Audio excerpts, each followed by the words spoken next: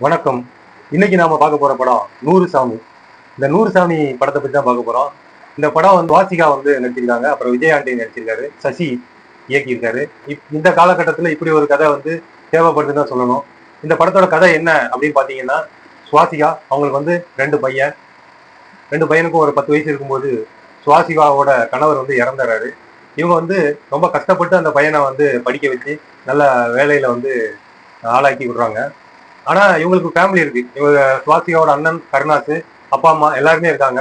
ஆனா யாருமே இவங்களுக்கு வந்து ஒத்தாசையா வந்து இல்ல. இவங்க போய் கூப்பிடுவாங்க. நான் 2 பையனோட தனியா இருக்கேன், ஒரு பொம்பளையா தனியா இருக்கேன்.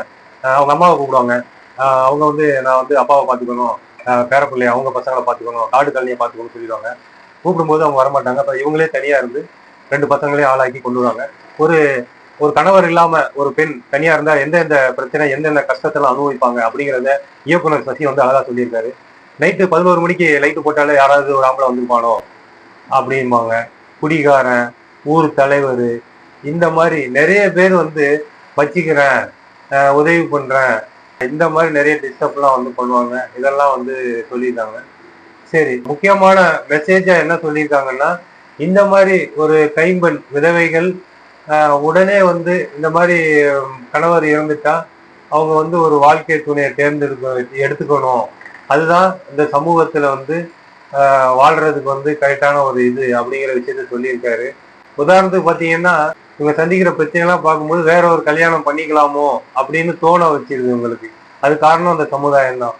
ஒரு வாத்தியார் வந்து, சரி நீங்க ஏன் பண்ணிக்க கூடாது இன்னொரு திருமணம், ஏன் 2 பையன் இருக்காங்க, 2 பேருமே காலேஜ் படிக்கிறாங்க அப்படின்னு நான் பேசுறேன் அவங்ககிட்ட அப்படின்னு அந்த காலேஜ் படிக்கிற பையன்கிட்ட அந்த வாத்தியார் பேசுறாரு.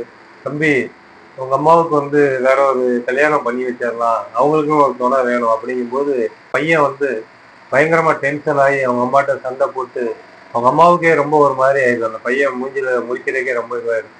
காரணம் என்ன, சமுதாயம் அந்த மாதிரி இருக்கு. அவனும் அந்த சமுதாயத்துல வளர்ந்ததுனால அவனும் அப்படிதான் பாக்குறான்.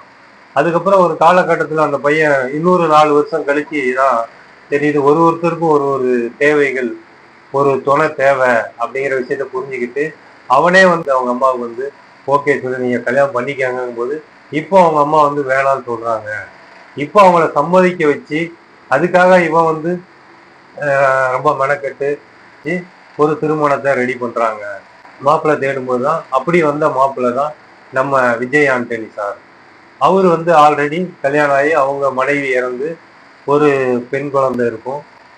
அப்படியாப்பட்ட ஒரு கேரக்டர் தான் இவங்க சந்திக்கிறாங்க.